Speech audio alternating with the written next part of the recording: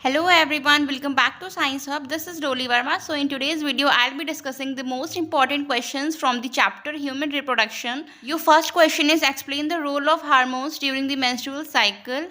So यहाँ पे 4 hormones के मैंने नेम लिखे हैं, FSH follicular stimulating hormone, oestrogen, LH यानी luteinising hormone and progesterone. So the main role of FSH यानी follicular stimulating hormone is that causes Graafian follicles to develop in the ovary and stimulates the tissues of ovary to produce estrogens. ये क्या करते हैं, जो Graafian follicles होते हैं उनको ovary में डेवलप करते हैं एंड जो ओवरी के टिश्यूज होते हैं उनको स्टिमुलेट करते हैं for the production of oestrogen.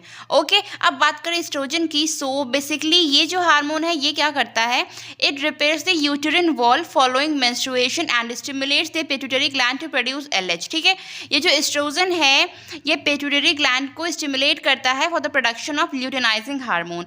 Okay, third है आपका luteinizing hormone. It brings about ovulation, ovulation cause करता है. Okay, and causes a Graafian follicle to develop into a corpus luteum which produces progesterone.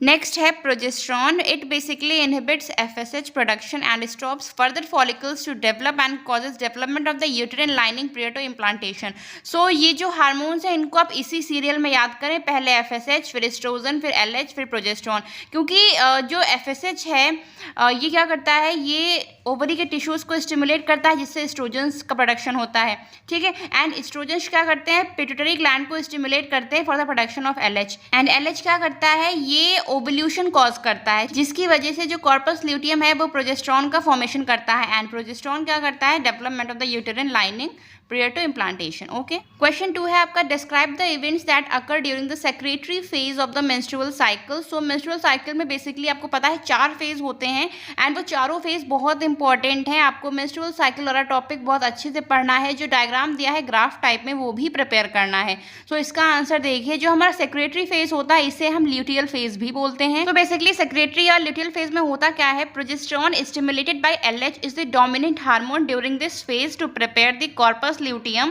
and endometrium for possible fertilized ovum implantation. इस phase में बस इतना याद रखिए कि जो LH है यानी ल्यूटिनाइजिंग हार्मोन ये कॉर्पस ल्यूटियम एंड एंडोमेट्रियम को प्रिपेयर करता है for fertilized ovum implantation. Okay, question number 3 की बात करें तो है describe the events that occur during the proliferative phase of menstrual cycle. So ये जो प्रोलिफरेटिव फेज है यानी फॉलिकुलर फेज ये बेसिकली 6 to 13 डेज तक चलता है मेंस्ट्रुअल साइकिल के बाद. एंड बेसिकली ये जो फेज है ओवल्यूशन के पहले होता है. In this phase endometrium is rebuilt due to rise in the hormone oestrogen, ruptured blood vessels get repaired. Okay, question number 4 है आपका, स्टेट 3 फंक्शंस ऑफ प्लेसेंटा. बहुत ईजी है. सबसे पहले आपको पता होना चाहिए कि प्लेसेंटा क्या होता है. जो प्लेसेंटा है ये एक कनेक्शन होता है फीटल मेम्ब्रेन और यूटेरिन वॉल के बीच में. ठीक है, तो इसके फंक्शन क्या होते हैं, जो फीटस होता है यानी एम्ब्रियो उसको ये ऑक्सीजन और न्यूट्रिएंट्स प्रोवाइड कराता है. ठीक है, हार्मफुल वेस्ट रिमूव करता है यानी CO2. ठीक, एंड हार्मोन्स प्रोड्यूस करता है जो कि फीटस को ग्रो करने में हेल्प करता है. ओके, क्वेश्चन नंबर 5 है आपका, internal structure of mammalian ovary. So आप इसका डायग्राम देख सकते हैं. ये क्वेश्चन बहुत इंपॉर्टेंट है, कई बार रिपीट हुआ है डायग्राम में. देखिए ये जो ओवरी का स्ट्रक्चर है बहुत ज़्यादा डेकोरेट करके आपको नहीं बनाना है, सिंपल तरीके से बनाइए, बस लगना चाहिए ओवरी है. और मिनिमम 5 to 6 लेबलिंग ज़रूर होनी चाहिए. जो रप्चर्ड फॉलिकल है वो आपको ज़रूर दिखाना है. नेक्स्ट क्वेश्चन है आपका, process of oogenesis in humans. मैं इसको सिंपल तरीके से एक्सप्लेन करूंगी. सो फर्स्ट ऑफ ऑल होता क्या है, ये जो प्राइमरी जर्म सेल है ये डिप्लॉयड होता है. ठीक है, 2x मैंने यहाँ पे लिखा हुआ है, ये डिप्लॉयड होता है. तो ये जो प्राइमरी जर्म सेल है ये माइटोटिक डिवीजन करता है जिससे 2 oogonia फॉर्म होते हैं एंड ये फिर डिवीजन करके और oogonia का फॉर्मेशन करते हैं. ठीक है, इनको हम oogonia बोलते हैं. एंड फिर होता क्या है, ये जो oogonia होते हैं ये साइज में बड़े होते हैं, मेच्योरिटी अटेन करते हैं. ठीक है, जब साइज में बड़े हो जाते हैं, मेच्योरिटी अटेन कर लेते हैं, तब इनको हम प्राइमरी oocyte बोलते हैं. उसके बाद ये जो प्राइमरी oocyte है ये क्या करता है, ये फर्स्ट मियोटिक डिवीजन करता है.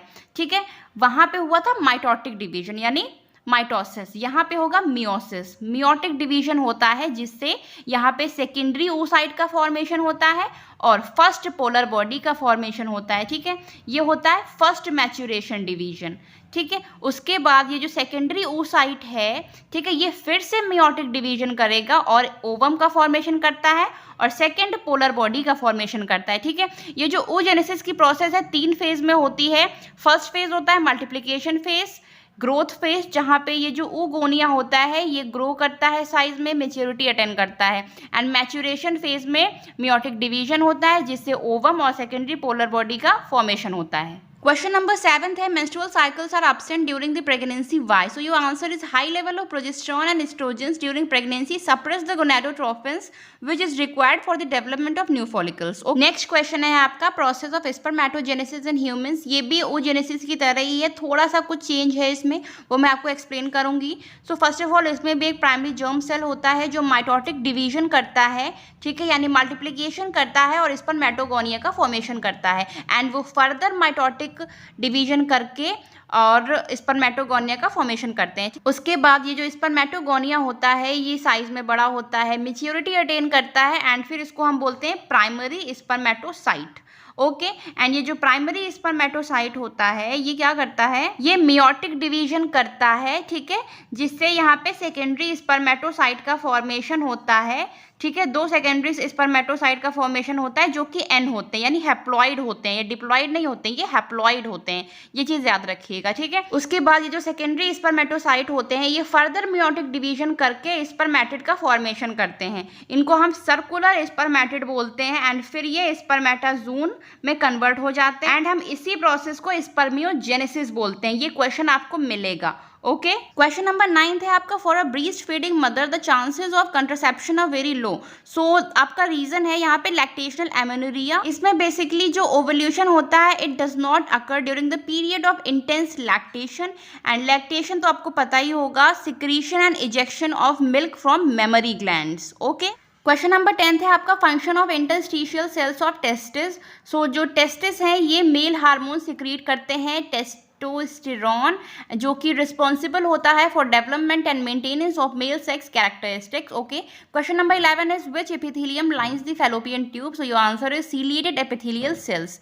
डिफाइन स्पर्मियोजेनेसिस, मैंने अभी बताया था स्पर्मेटोजेनेसिस की प्रोसेस में कि ये क्वेश्चन आपको मिलेगा। सो आंसर क्या है, process of transformation of circular spermatid to a spermatozoon is called spermiogenesis. Question number 13 है आपका, name the fetal membranes in mammal. So fetal membranes 2 होती है, कोरियन एंड एमनियन, सिर्फ इनके नाम याद रखने हैं। ओके, क्वेश्चन नंबर 14 है, फंक्शंस ऑफ एमनियोटिक फ्लूइड। सो ये जो एमनियोटिक फ्लूइड होता है ये करता क्या है, ये फीटस को प्रोटेक्ट करता है against physical injury and temperature fluctuations. Question number 15 है आपका, function of acrosome. So basically acrosome होता क्या है आपको ये पता होना चाहिए, जो स्पर्मेटोजून होता है उसका जो हेड का पार्ट होता है वहां पे एक्रोसोम आपको मिलेगा। ओके, तो ये जो एक्रोसोम होता है ये बेसिकली हाइल्यूरोनाइडेज एंजाइम होता है, उसको सिक्रेट करता है। ये जो हाइल्यूरोनाइडेज एंजाइम है ये बेसिकली ओवम के फॉलिकल्स को रिमूव करता है, जिससे जो स्पर्मेटोजून है वो इजीली ओवम के अंदर एंटर कर सके। क्वेश्चन नंबर 16 है आपका, significant role of Sertoli cells. These cells basically provide mechanical support and protection to the developing germ cells and also provides nutrition and maturation. Okay, question number 17 है आपका, diagram of human स्पर्मेटोजून। ये question भी बहुत important है, ये diagram कई बार repeat हुआ है लास्ट 10 ईयर्स में। सो आपको ये डायग्राम अच्छे से प्रिपेयर करना है विद लेबलिंग, कम से कम 5 से 6 लेबलिंग्स तो आपको आनी ही चाहिए। क्वेश्चन नंबर 18 है, parturition, the act of expelling the full-term fetus from the mother's uterus at the end of gestation is known as parturition. Question number 19 है आपका, मीनार्च एंड मीनोपॉज में डिफरेंस क्या होता है। सो बेसिकली ये जो मीनार्च है ये 11 to 13 ईयर्स के बीच में होता है, and it is the first menstrual flow in life of girl. Okay, menopause ये 45 to 50 ईयर्स की एज में होता है, and it is the disappearance of menstrual cycle. Question number 20, amenorrhoea क्या होता है। So it is the absence of women's menstrual period during her reproductive age. देखिए जो एमेनोरिया है एंड मीनोपॉज ये दोनों अलग अलग चीजें हैं, इनको ध्यान में रखिएगा। मीनोपॉज में क्या था, वो एक एज होती है मेंस्ट्रुअल साइकिल की डिसअपीयरेंस की, बट एमेनोरिया क्या है, यहाँ पे एब्सेंस होती है मेंस्ट्रुअल पीरियड की ड्यूरिंग रिप्रोडक्टिव एज के टाइम पे। ओके, क्वेश्चन नंबर 21 है, कैपेसिटेशन क्या होता है। So it is the activation of spermatozoon for fertilizing the egg is called capacitation. Okay. Question number 22 is describe the events that occur during the ovulatory phase of the menstrual cycle. So the ovulation basically occurs on the 14th day of menstrual cycle. So ovulatory phase में basically होता क्या है, follicular stimulating hormone and luteinizing hormone जो होते हैं these attain a peak level on 14th days. And ये जो ovulation है ये होता क्या है, a mature egg is released from an ovary and moves along a fallopian tube towards your uterus. Question number 23 बहुत इंपॉर्टेंट डिफरेंस है, कई बार रिपीट हुआ है, menstrual cycle and estrous cycle के बीच में डिफरेंस. तो जो मेंस्ट्रुअल साइकिल होता है सबसे पहले बता दूं ये ह्यूमंस में होता है एंड एस्ट्रस साइकिल एनिमल्स में होता है. ओके. सो बेसिकली जो मेंस्ट्रुअल साइकिल है it occurs in a continuous breeders and oestrus cycle occur in a seasonal breeders. Menstrual cycle में ब्लड का लॉस होता है बट एस्ट्रस साइकिल में there is no loss of a blood and example of menstrual cycle is human and oestrus cycle is dog and cow. Question number 24 है morula. By repeated cleavage division the ovum forms a solid mass of cells called morula. Okay. And blastocyst क्या होता है, simple बता रही हूँ, जो morula है वो अपने आसपास एक कैविटी का डेवलपमेंट करता है जिसे हम फर्दर ब्लास्टोसिस्ट बोलते हैं. Okay. And one more important thing, जो भी इसमें छोटी छोटी डेफिनेशंस हैं वो आप अच्छे से प्रिपेयर कर रहे हैं इस चैप्टर की. ठीक है. बेसिकली डेफिनेशंस आती हैं एंड जो भी मैंने क्वेश्चंस बताए हैं इनको अच्छे से प्रिपेयर करें ह्यूमन रिप्रोडक्शन से, क्योंकि ये बहुत इंपॉर्टेंट क्वेश्चंस हैं. ओके. मेंस्ट्रुअल साइकिल में जितने भी फेजेस होते हैं सबके बारे में पढ़ें. हार्मोन्स का क्या रोल है ये बहुत इंपॉर्टेंट क्वेश्चन रहता है. इन सारे क्वेश्चंस को आपको बहुत अच्छे से प्रिपेयर करना है.